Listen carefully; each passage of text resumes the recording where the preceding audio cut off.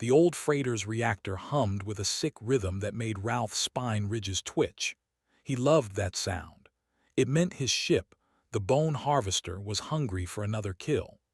Around him, the bridge crew worked in silence, each one a veteran of 100 raids across the outer systems where law meant nothing and strength meant everything. Vis clicked her mandibles together, the insectoid's way of showing excitement.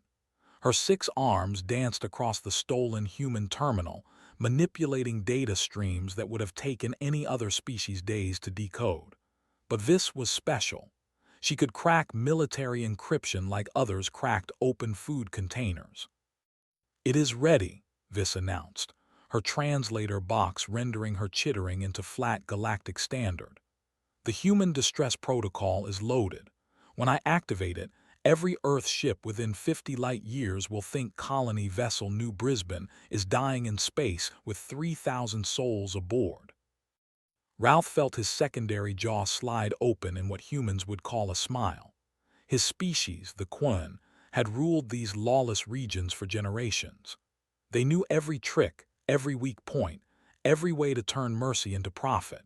And humans, these strange pink mammals who had burst onto the galactic scene only 30 cycles ago, were about to learn an expensive lesson.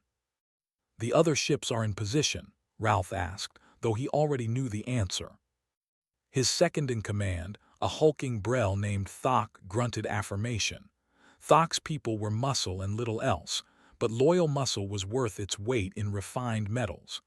6 warships total, Captain, all hidden in the debris field. The humans will fly right into our teeth. Ralph pulled up the tactical display. The ambush point was perfect. A dead star system, thick with the corpses of shattered planets. Sensor shadows everywhere. His coalition could hide their entire fleet in there, and the best military scanners would see nothing but rocks and radiation. This was how the Syndicate worked.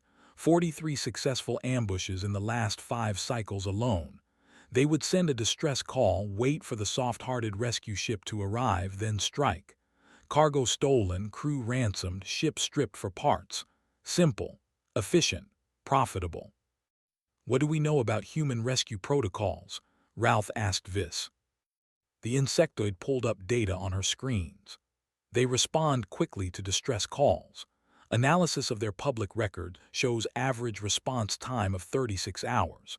They typically send lightly armed rescue vessels with medical facilities and minimal security forces.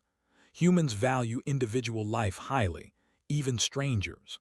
The psychological profiles mark them as highly emotional and prone to irrational acts of altruism.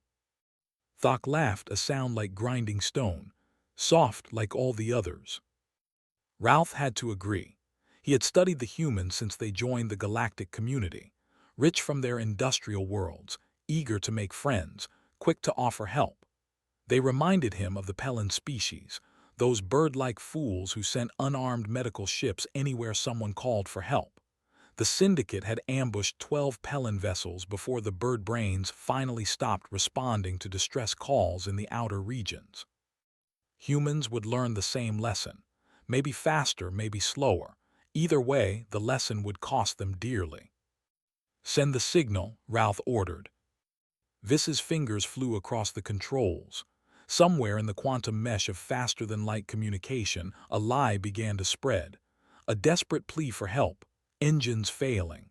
Life support critical. Colonists dying. Please, anyone, help us. The message used authentication codes Vis had pulled from a raided human outpost 6 months ago.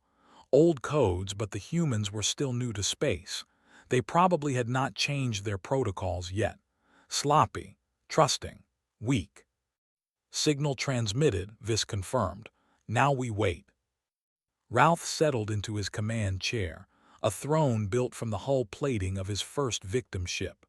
The wait was always the hardest part, but he was patient. Patience had made him rich beyond the dreams of his ancestors who had scrambled for scraps in the Quen homeworld's toxic swamps. Around the bridge, his crew returned to their duties. Weapons Master Grell, a 4-armed Sarkot, ran diagnostics on the plasma batteries.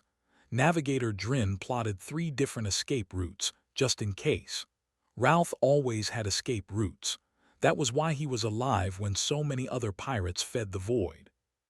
The hours crawled past. Ralph reviewed the cargo holds, mentally cataloging the space available. 3,000 human colonists would bring an incredible ransom. Even if Earth refused to pay, other species would buy human slaves. The mammals were adaptable, could survive in many environments, and their hands could perform delicate work. The Merchants Guild alone would pay millions. And the ship itself. Human vessels use strange technology, different from the standard galactic models. Hybrid fusion drives, quantum processors, weapons that fired solid metal slugs instead of energy.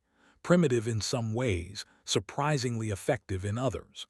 The bone harvester's hold could swallow a colony ship whole if they towed it to the chop yards. Vis suddenly stiffened, all 6 arms freezing over her console. "Captain, we have response." Already, Ralph sat forward. "Show me." The main screen flickered to life.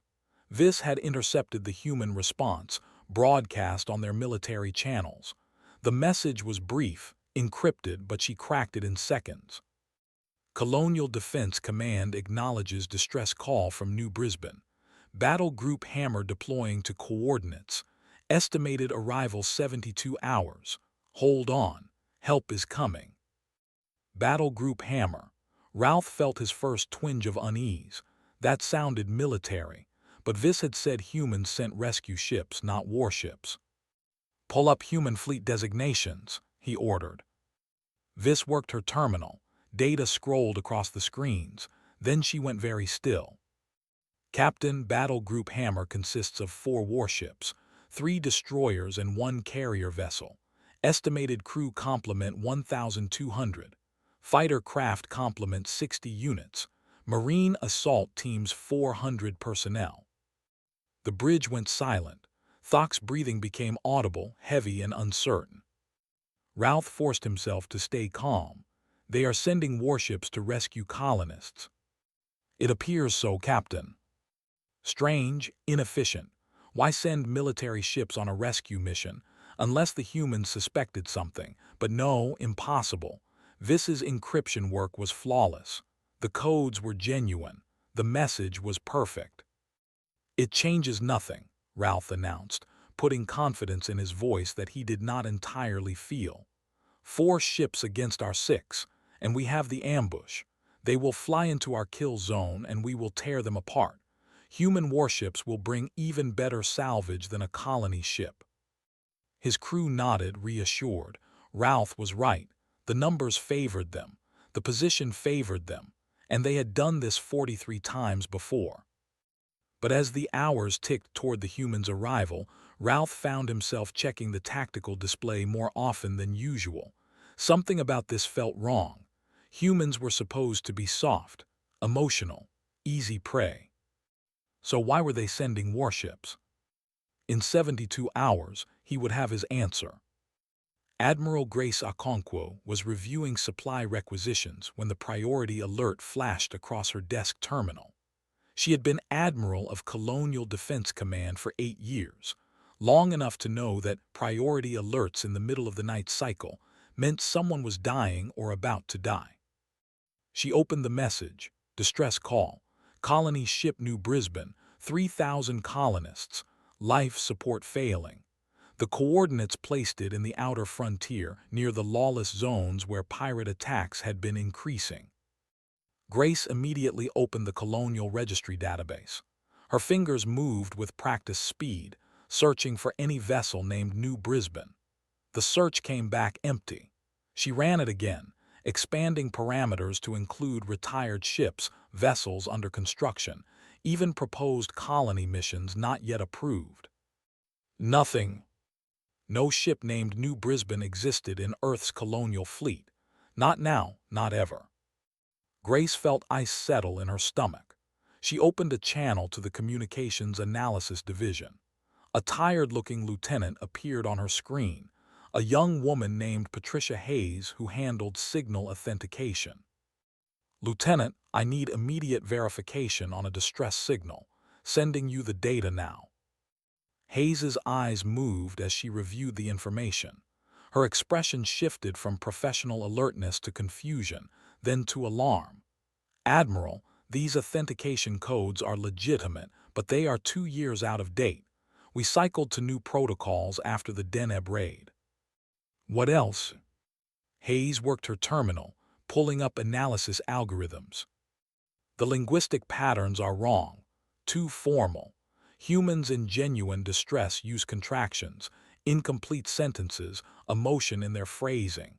This reads like someone translated a template into perfect grammar."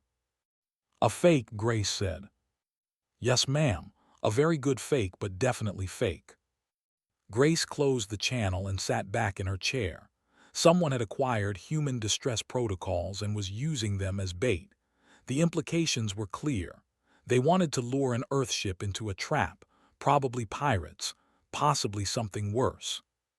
She could ignore it, send a warning to all colonial vessels to avoid the area, file a report with Galactic Council and let them handle it. That would be the safe choice, the politically careful choice. Grace had not become admiral by making safe choices. She opened a fleet-wide command channel. "This is Admiral Okonkwo. I need Captain Reeves of the Retribution in my office immediately. Wake him if necessary. I also need tactical command staff assembled for emergency briefing in 30 minutes." 20 minutes later, Grace stood before a holographic display showing the star system where the fake distress call originated. Around her, 15 officers filled the briefing room, all pulled from their quarters in the middle of sleep cycle. None complained. They knew Grace did not waste their time. Captain David Reeves stood at the front, a tall man with iron-gray hair and the kind of calm that came from 20 years commanding warships. He had already reviewed the distress call data on his way to the briefing. "Thoughts, Captain?" Grace asked. "It is a trap," Reeves said simply. "Question is, what kind of trap and how many hostiles?" "Intelligence estimates 6 to 8 warships based on typical pirate coalition patterns," said Commander Lisa Park from Tactical Analysis. "Probably hiding in the debris field near the coordinates. Standard ambush doctrine.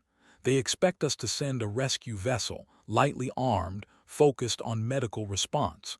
Then they strike." "Ransom scenario?" someone asked. "Most likely. Capture the ship, hold the crew for payment.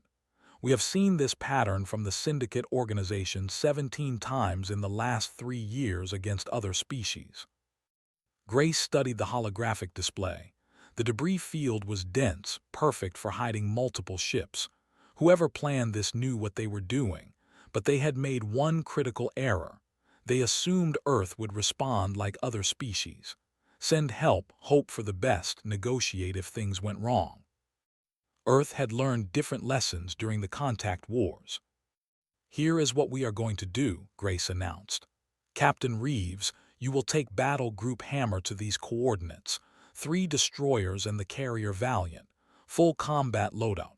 Fighter wings at maximum capacity. Marine contingent ready for boarding operations." Reeves nodded, unsurprised. "Rules of engagement. You will broadcast one warning when you arrive. If they do not immediately surrender, you will eliminate the threat completely. Any survivors will be taken into custody for trial." Grace's voice was steady, showing no emotion.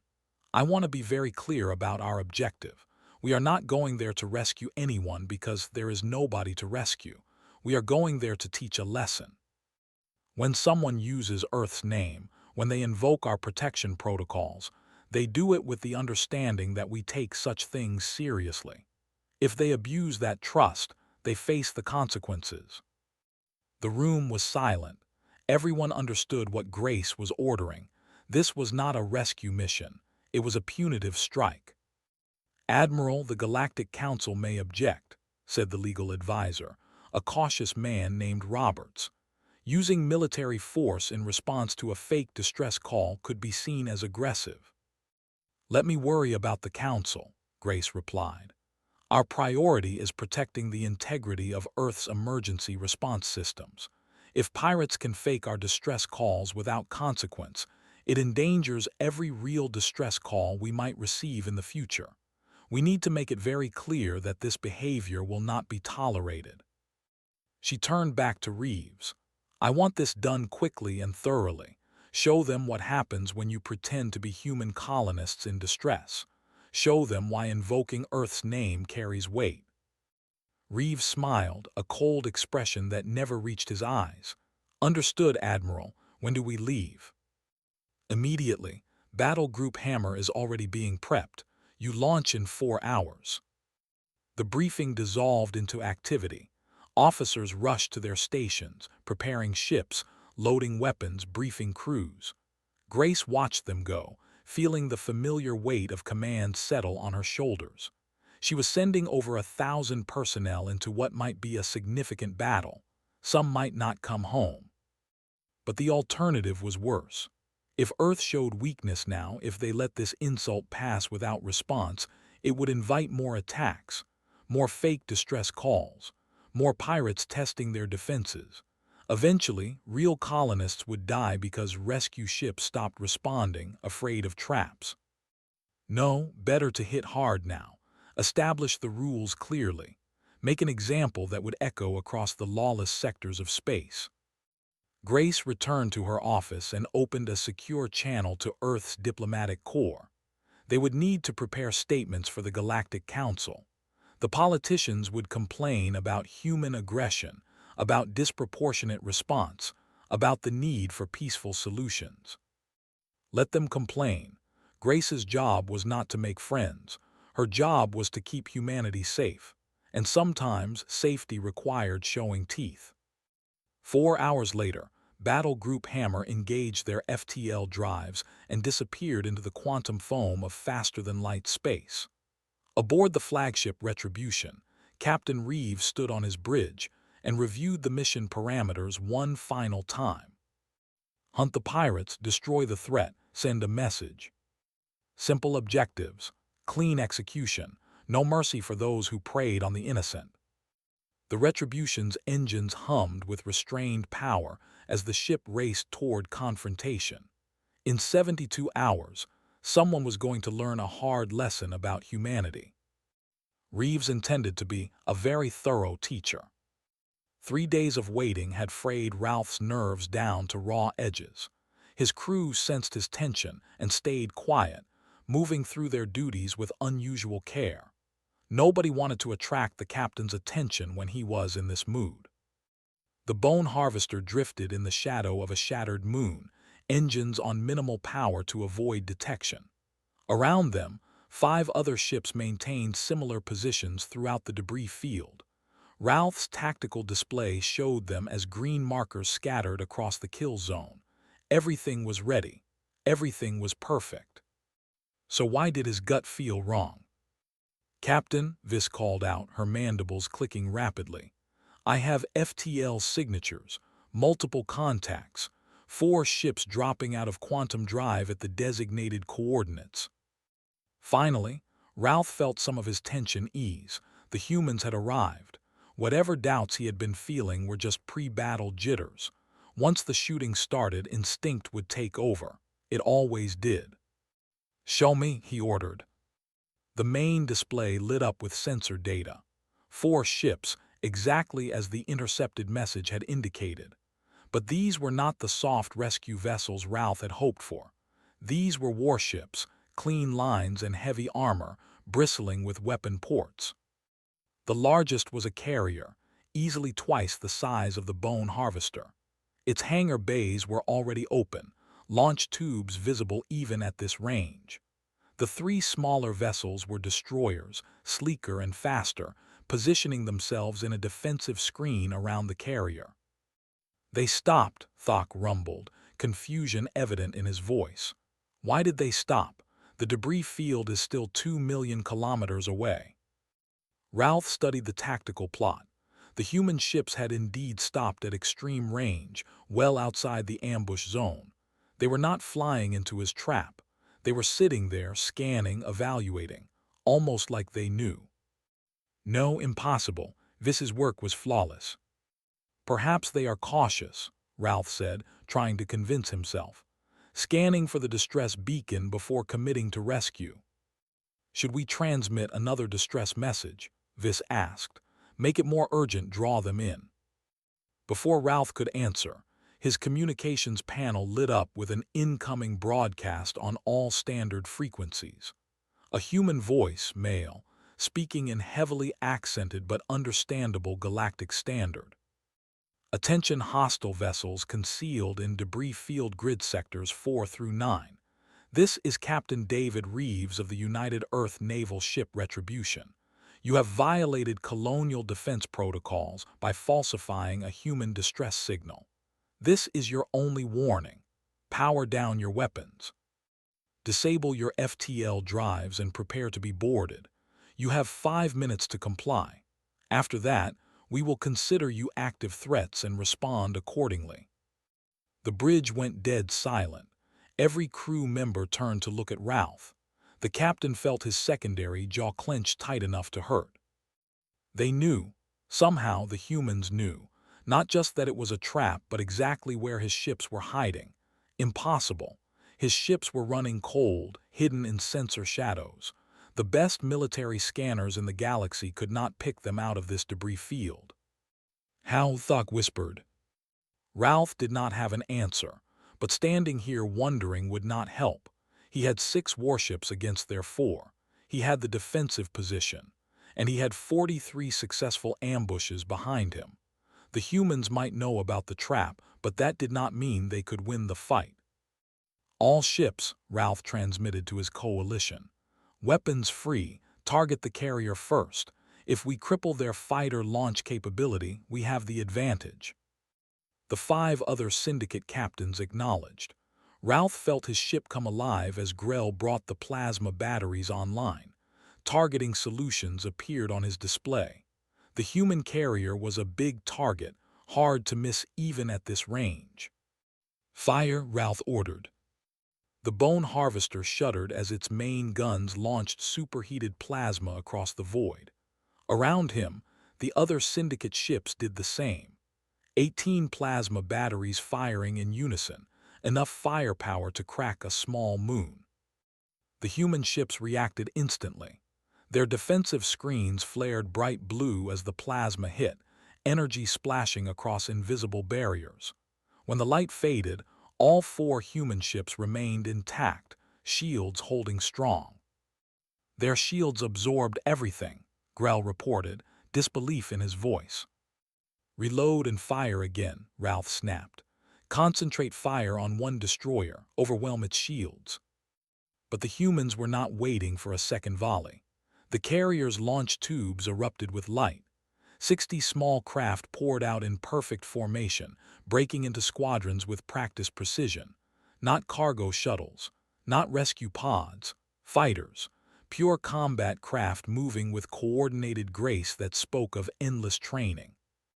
The 3 destroyers began to move, no longer holding position.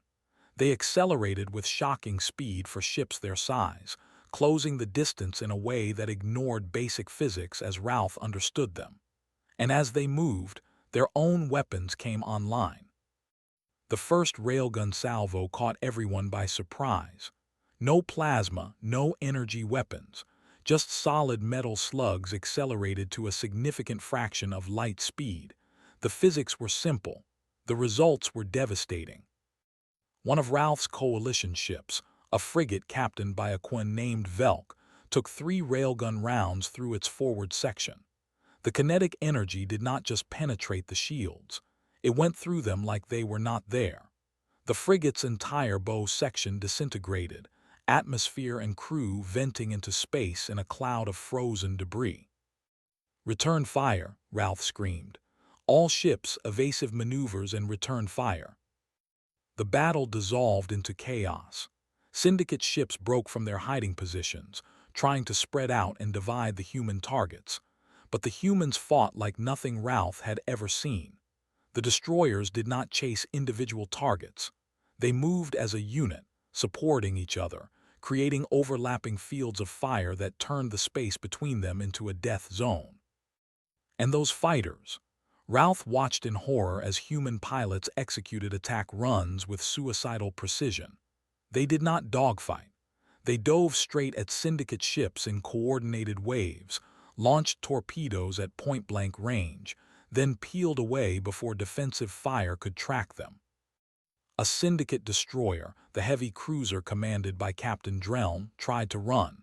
It got 50 kilometers before human fighters swarmed it. 12 torpedoes hit in rapid succession. The cruiser's engines exploded, leaving it dead and drifting. "Captain, our shields are at 40%, Grell reported. "We have taken multiple hits. Hull breaches on decks 7 and 9. Ralph stared at his tactical display. In less than 3 minutes of combat, he had lost 2 ships completely. 3 more were heavily damaged. The humans had not even brought their carrier into effective weapons range. They were winning with just their escorts and fighters. This was not a battle, it was an execution. "All ships retreat," Ralph transmitted. "Engage FTL drives, scatter pattern every ship for themselves." 2 ships managed to jump. Their FTL drives lit up and they vanished into quantum space. The other 3, including the Bone Harvester, were not so lucky. Ralph's FTL systems were offline, damaged by a railgun round that had punched through his stern. "Thok, get those engines online," Ralph ordered.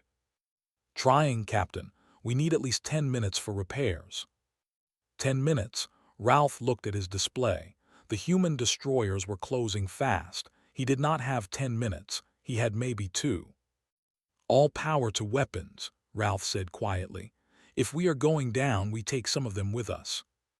The Bone Harvester turned to face its executioners, weapons charging for one last desperate stand. Lieutenant Amy Osai pulled her fighter into a tight spiral, feeling the G-forces push against her flight suit despite the inertial dampeners. Her call sign was Razor, earned 3 years ago during a border skirmish when she had cut through an enemy formation like a blade through paper. "Razor flight, form up on me," she transmitted to her squadron. "Target priority is the big ugly freighter at grid 7. Looks like their command ship." 11 acknowledgments came back instantly. Razor Flight was the best squadron in the carrier Valiant's fighter wing, and they knew it. They had trained together for 2 years, running endless drills until they could fly in perfect formation with their eyes closed. Amy checked her weapons display. 4 anti-ship torpedoes, 2 defensive countermeasure pods, and her mass driver cannon for close work, more than enough to ruin someone's day. Flight execute attack pattern Delta 3. Staggered approach, high-low split, torpedoes on my mark. Her squadron split smoothly into 2 groups. 6 fighters went high, 6 went low, creating a pincer approach that would divide enemy defensive fire. The pirate ship ahead tried to track them, its turrets swinging wildly, but Amy could see the confusion in their firing patterns. They were not military, just criminals who had gotten lucky too many times.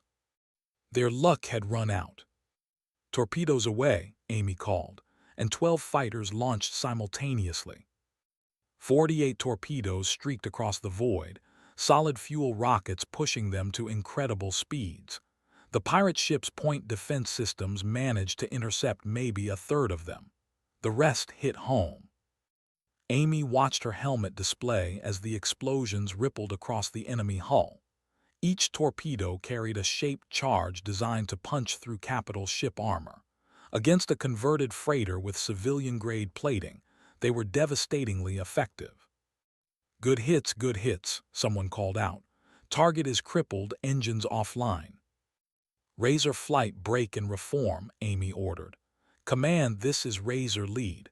Primary target neutralized, requesting new assignment." Captain Reeves's voice came through her calm, steady, and professional. "Good work, Razor. Cover the Marine assault shuttles. They are going in for boarding action." Amy guided her squadron into a defensive screen around 3 blocky assault shuttles that were burning hard toward the crippled pirate flagship. She could see the other squadrons mopping up the remaining enemy ships. 2 had escaped. jumping to FTL before the destroyers could disable them. The others were either destroyed or dead in space, waiting for human Marines to come aboard. The whole engagement had lasted maybe 6 minutes from first shot to final surrender. Amy had been in training exercises that took longer. "All fighters watch for escape pods," came the order from Valiant's flight control. "Command wants prisoners for intelligence.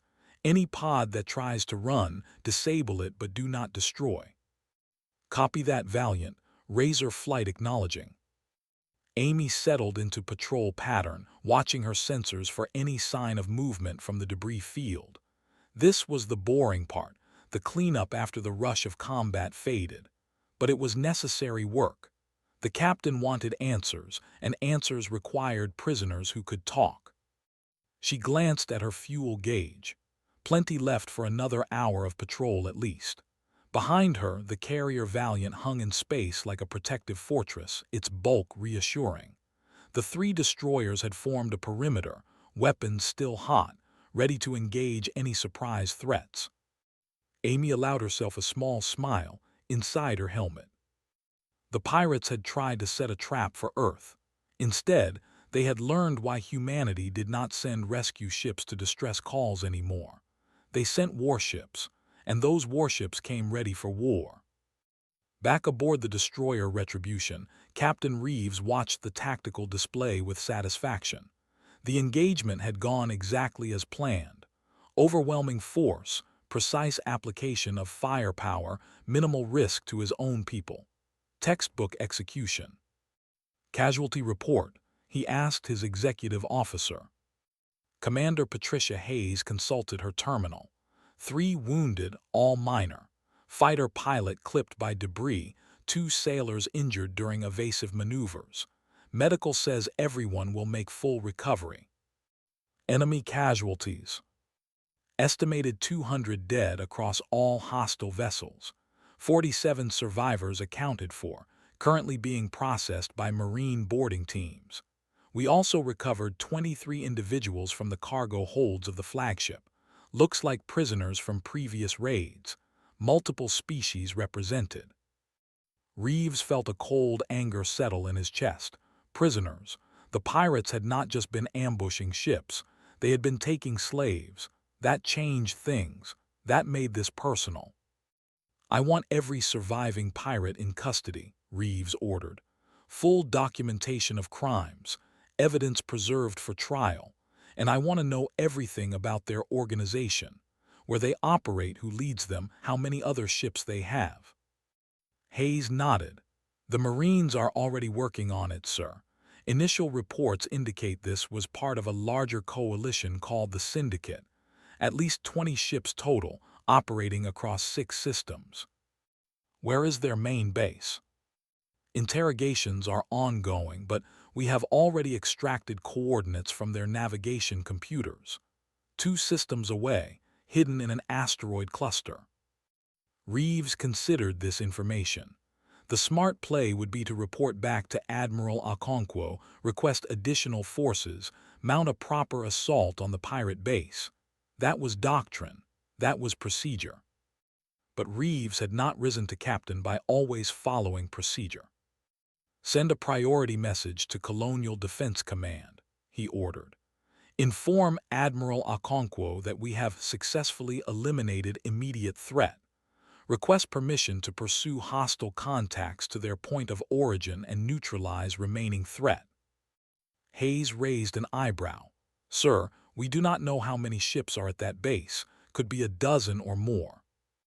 We have 3 destroyers, a carrier, and 60 fighters, plus 400 Marines who are very motivated after seeing what these pirates did to their prisoners." Reeves smiled thinly. "I think we can handle it." "Yes, sir, transmitting message now." Reeves turned his attention back to the main display. The crippled pirate flagship floated there, its hull torn open in a dozen places, atmosphere venting in thin streams that caught the distant starlight. Somewhere inside that wreck, the pirate captain was learning what it meant to invoke Earth's protection falsely. The communications panel chimed. Hayes looked up in surprise. Sir, we have a response from Admiral Okonkwo already. She must have been waiting for our report. Put it through. Admiral Okonkwo's face appeared on the screen, her expression neutral but her eyes showing approval. Captain Reeves, your request is approved. Battle Group Hammer is authorized to pursue and eliminate remaining syndicate forces. Rules of engagement remain the same. One warning, then weapons free. I'm also dispatching Battle Groups Anvil and Shield to support you. They will arrive at the coordinates in 18 hours. Understood, Admiral. We will begin pursuit immediately. One more thing, Captain. Make sure the galaxy understands the message we are sending. When someone uses our name, when they pretend to be human colonists in distress, there are consequences. Severe consequences. Message received, Admiral. Battle Group Hammer will ensure the lesson is clear. Okonkwo nodded and closed the channel. Reeves took a deep breath and turned to his bridge crew. They were watching him, waiting for orders. Young faces, experienced faces, all professionals who had trained for this moment. Set course for the Syndicate base, Reeves announced. Best possible speed. Inform the other ships we are moving out in 1 hour. I want full combat readiness maintained throughout the journey. The bridge erupted into controlled activity. Navigation plotted the course. Engineering prepared the FTL drives. Weapons Division began reloading torpedo tubes and railgun magazines, everything moving like a well-oiled machine. Reeves allowed himself a moment of pride. This was why Earth had survived first contact with hostile species. This was why humanity had earned its place among the stars, not through superior technology or ancient wisdom, but through determination and the willingness to protect their own. The pirates had made a fatal mistake. They thought humans were soft, easy targets. They thought a fake distress call would bring mercy and compassion. They were about to learn that human compassion had limits, and beyond those limits lay something far more dangerous.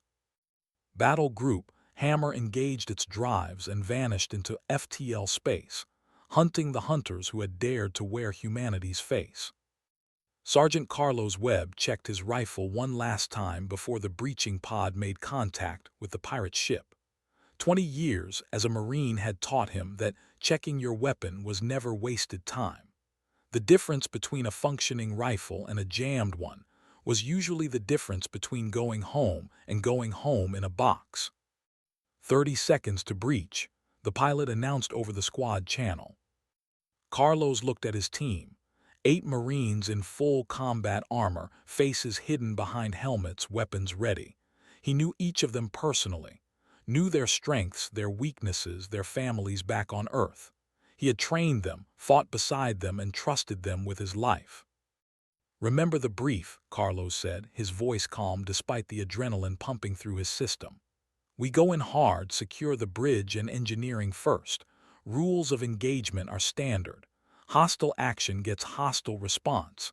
Anyone who surrenders gets zip-tied and processed. No heroics, no individual actions. We move as a unit. 8 acknowledgments came back. The pod shuddered as magnetic clamps locked onto the pirate ship's hull. Carlos felt the familiar pre-combat focus settle over him. Everything else faded away. No past, no future. Just the next few minutes and the job that needed doing. Breaching in 3, 2, 1. The shaped charge blew a hole in the hull big enough to drive a truck through. Atmosphere screamed out into vacuum for half a second before emergency bulkheads slammed shut deeper in the ship. Carlos was through the hole before the metal stopped glowing, his rifle up and scanning for targets. The corridor beyond was dark except for emergency lighting. Smoke hung in the air from the breach. Carlos's helmet automatically switched to thermal imaging, painting the world in shades of heat signature. Clear left, he called. Clear right, came the response from Private Anderson. The team moved forward in textbook formation. 2 on point, 2 covering rear, 4 in the middle ready to respond to threats from any direction. They had done this drill 1,000 times in training. Now it was real. The first contact came at a junction 30 meters from the breach point. 3 pirate crew members rounded the corner, weapons in hand but clearly disorganized and panicking. They saw the human Marines and made the mistake of raising their guns. Carlos's team fired first. Precise 3-round bursts, center mass. All 3 pirates went down in less than a second. Carlos did not feel anything about it. They had made their choice when they pulled weapons. His job was to bring his people home alive. Contacts neutralized, keep moving. They pushed deeper into the ship, following the maps extracted from the pirate navigation computers. The bone harvester was big, a converted bulk freighter with dozens of decks and hundreds of compartments. Carlos's team was one of 12 assault teams sweeping through the vessel simultaneously. Sergeant Webb, this is Assault Team 3, a voice crackled over the command channel. We have found something in cargo hold 5. You need to see this. Carlos frowned. What is it? Prisoners, Sarge, lots of them. Carlos redirected his team toward cargo hold 5. They moved fast, encountering scattered resistance that melted away when the pirates realized they were facing professional soldiers. Most of the enemy crew were hiding or trying to reach escape pods. Smart ones surrendered immediately when they saw human Marines. Cargo hold 5 was in the ship's central section, a cavernous space designed to hold thousands of tons of freight. When Carlos entered, he understood why Assault Team 3 had called him. The hold had been converted into a prison. Crude cells made from welded metal bars lined the walls. Inside those cells were people. Not humans, but definitely people. Different species, different body types, but all showing the same signs of abuse and neglect. Carlos counted 23 individuals total. Most were huddled in corners, watching the Marines with eyes that held no hope. A few looked defiant despite their circumstances. All of them were malnourished and injured to varying degrees. Medical team to cargo hold 5 immediately, Carlos transmitted. We have prisoners in need of immediate care. He approached the nearest cell carefully, hands visible, rifle pointed at the ground. Inside was a small creature covered in gray fur, possibly a child by the proportions. The creature flinched when Carlos got close. It is okay, Carlos said softly, not knowing if the translator would work. We are humans, we are here to help. The creature stared at him with large eyes. Then slowly it moved toward the bars. Carlos used his rifle stock to break the lock. The cell door swung open. The creature hesitated, then stepped out onto freedom for the first time in who knew how long. Around the hold, other Marines were opening cells, helping prisoners out, providing water and emergency rations. The medical team arrived and began assessing injuries. Most of the freed prisoners seemed to be in shock, unable to believe they were being rescued. Sergeant, we have a problem, Anderson called from across the hold. Carlos jogged over. Anderson was standing near a computer terminal built into the wall. The screen showed a map of the galaxy with various markers scattered across it. What am I looking at? Carlos asked. Pirate rating records, dates, locations, targets. This goes back 5 years, Sarge, dozens of attacks, maybe hundreds. Anderson scrolled through the data. And look at this. Coordinates for their main base, complete roster of ships, command structure, everything. Carlos felt cold satisfaction. This was better than he had hoped. Not just evidence for prosecuting the pirates they had captured, but intelligence that could dismantle their entire operation. Download everything, Carlos ordered. Full copy to our tactical database. Command is going to want this. The sweep of the bone harvester took another 2 hours. By the end, Carlos's teams had secured the entire vessel. Final count was 47 pirates captured alive, over 200 confirmed dead, and 23 prisoners liberated from the cargo holds. The pirate captain, a Quinn named Ralph, was found on the bridge trying to activate the ship's self-destruct system. He failed because human technical specialists had already disabled all critical systems remotely. When Carlos's team zip-tied Ralph's hands and dragged him off his own bridge, the pirate captain said nothing. He just stared with defeated eyes. Carlos did not feel sympathy. He had seen the prisoners in the cargo hold. He had reviewed the records of attacks going back years. This creature had caused immeasurable suffering for profit. Whatever punishment awaited him would be too gentle. Back aboard the Retribution, Captain Reeves reviewed the intelligence gathered from the pirate flagship. The data was comprehensive, almost unbelievably detailed. The Syndicate had kept records of everything like they never expected to face consequences. Tactical analysis complete, Commander Hayes reported. The main Syndicate base is located in the Coral asteroid field, approximately 9 hours away at maximum FTL speed. Estimated force strength is 12 to 15 warships of various classes, plus support vessels and infrastructure. Reeves nodded slowly. When will battle groups Anvil and Shield arrive? 18 hours, sir. They are coming as fast as they can, but we got here first. So we can wait for backup, or we can strike now while they do not know we are coming. Hayes understood the implicit question. Sir, even with 3 battle groups, attacking a fortified position is risky. Their base will have defensive platforms, mines, prepared firing positions. We could take heavy casualties. Reeves looked at the main display, thinking. Finally, he made his decision. We wait for backup. I will not risk my people unnecessarily. He paused, then added, but we start reconnaissance immediately. I want every approach mapped, every defensive position identified. When we do hit them, I want it to be overwhelming and decisive. Yes, sir. Reeves stood and walked to the viewport, looking out at the stars. Behind him, his bridge crew worked with quiet efficiency. Somewhere out there, pirate scum were going about their business, thinking they were safe. They were wrong.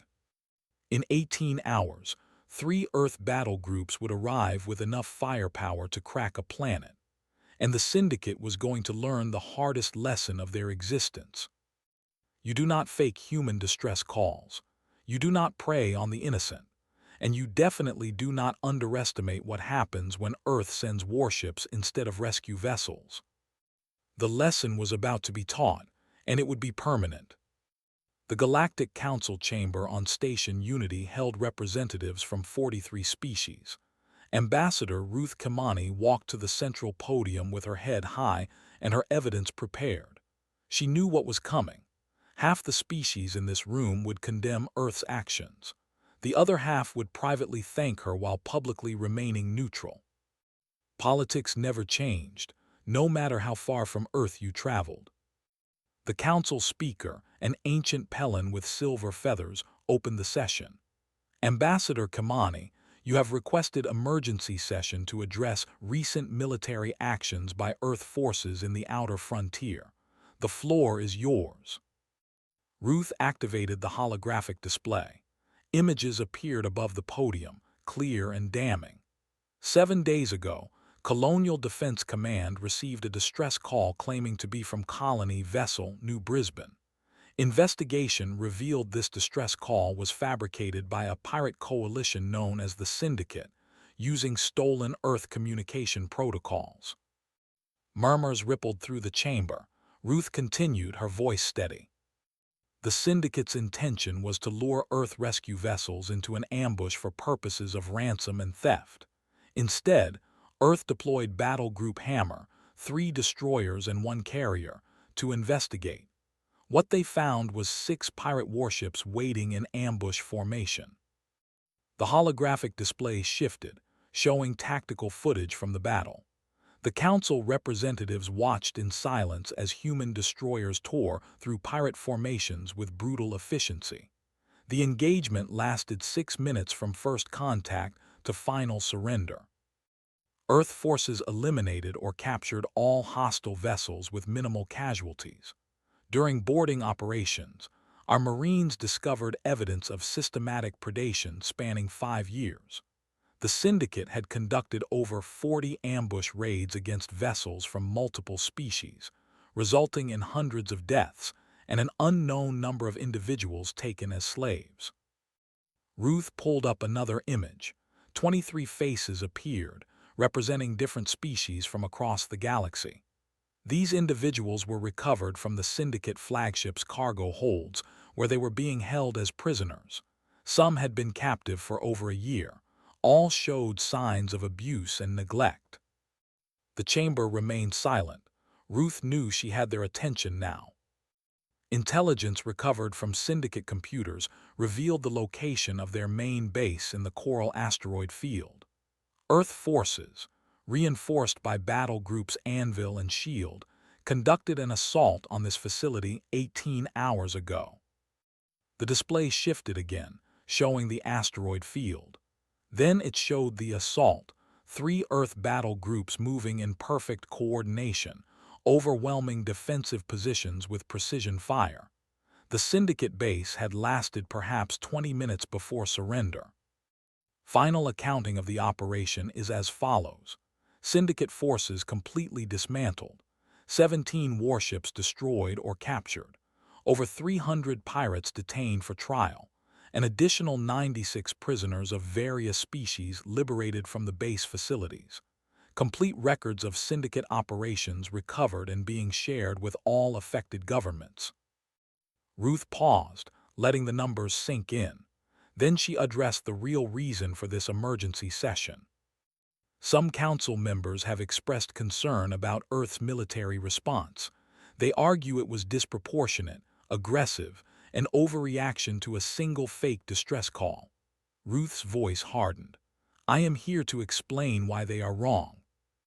She gestured to the images of freed prisoners still displayed above her. When someone invokes Earth's protection protocols, when they use our distress codes, they are making a claim about human compassion. They are betting that we will come to help, that we value life enough to risk our own people for strangers. The Syndicate tried to weaponize that compassion. They tried to use our protective instincts as bait for a trap. If we had ignored this, if we had shown weakness, it would have invited more attacks, more fake distress calls, more pirates realizing they could exploit human nature for profit. Ruth's eyes swept the chamber, making contact with representative after representative. So yes, Earth responded with overwhelming military force. Yes, we dismantled an entire pirate organization in less than a week. And yes, we will do it again if anyone else tries to abuse our emergency protocols. A Brel representative stood, massive and intimidating. Ambassador Kamani, your actions have destabilized the balance of power in the frontier regions. Many species are concerned about human military expansion. Ruth faced the Brel without flinching. The balance of power in the frontier was that pirates operated freely, preying on anyone weak enough to attack. That balance is broken now. Good. The new balance is that Earth protects anyone who genuinely needs help and punishes anyone who pretends otherwise. You cannot police the entire galaxy, another representative objected. We do not intend to, Ruth replied. We intend to protect our own people and our protocols. If other species want to continue letting pirates attack their vessels without consequence, that is their choice. But Earth will not tolerate false distress calls. Ever. The council speaker tapped his staff for order. The council must vote on whether Earth's actions violated interstellar law. The vote took 10 minutes. When it finished, the results were closer than Ruth had hoped but still in Earth's favor. 26 species voted to recognize Earth's response as lawful defense. 12 voted against. 5 abstained. After the session ended, Ruth returned to her office feeling exhausted but satisfied. Her terminal showed 17 requests for private meetings, all from species whose representatives had voted in Earth's favor. They wanted mutual defense treaties, technology sharing agreements, and military cooperation pacts. Earth had proven something important. They were not conquerors seeking to dominate the galaxy, But they were also not victims to be exploited. They occupied a middle ground that many species found attractive, strong enough to protect their interests, principled enough to be trustworthy allies. Ruth approved 3 of the meeting requests and flagged the rest for staff review. Then she opened the final report from Battle Group Hammer. Captain Reeves had written it personally, detailed and professional. The syndicate was gone, completely and permanently. Every ship destroyed or impounded. Every pirate either dead or awaiting trial. Every stolen good returned to legitimate owners where possible. Every prisoner freed and receiving medical care. The report's final paragraph made Ruth smile. Battle Group Hammer returning to normal patrol duties. All personnel and vessels in excellent condition. Mission accomplished with 0 friendly casualties. Recommend continued aggressive response to any future threats against Earth emergency protocols. The galaxy is watching, and we have shown them what happens when you invoke our name falsely. Message delivered clearly and permanently. Ruth filed the report and leaned back in her chair. Outside her window, Station Unity hung in space, a monument to cooperation between species. Earth was still new to this galactic community, still finding its place among ancient civilizations. But they had established something important, a reputation, a standard, a line that nobody would cross without facing consequences. Somewhere in the frontier regions, a merchant captain whose ship carried Earth-built engines received a distress call. She hesitated, remembering the syndicate's fate. Then she changed course to investigate because she knew if it was real, Earth would want someone to help, and if it was fake, Earth would want to know. The distress call was genuine, a mining crew trapped by equipment failure. The merchant captain coordinated rescue operations and filed a report with Earth authorities, who dispatched proper support vessels within hours. Nobody faked distress calls anymore. The lesson had been learned. On the Retribution, now 3 systems away on regular patrol, Captain Reeves received notification of another distress signal. This one was verified authentic, a civilian transport experiencing engine trouble in a dangerous sector. Set course, Reeves ordered. Best possible speed. Broadcast our arrival time on all frequencies so they know help is coming. The destroyer's engines hummed to life, carrying a promise across the void. Earth would answer distress calls.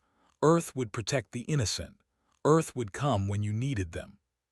But if you lied, if you faked that call to set a trap, Earth would still come. Just not with rescue ships. They would send warships, and they would send fire. The galaxy had learned that lesson. Some learned it from reports and testimony in council chambers. Others learned it the hard way, in the brief terror between realizing their mistake and facing the consequences. Either way, the message was clear. Human compassion was real, powerful, and extended to anyone who needed it genuinely. Human wrath was equally real, and reserved for those who tried to exploit that compassion for evil purposes. The balance was fair. The rules were simple, and Earth would enforce both with absolute determination. Across the stars, in quiet corners and dangerous sectors, beings of every species whispered the new wisdom. When you call for help and humans answer, you better hope you were telling the truth, because they will find out either way. And if you lied, nothing in the galaxy will save you from what comes next.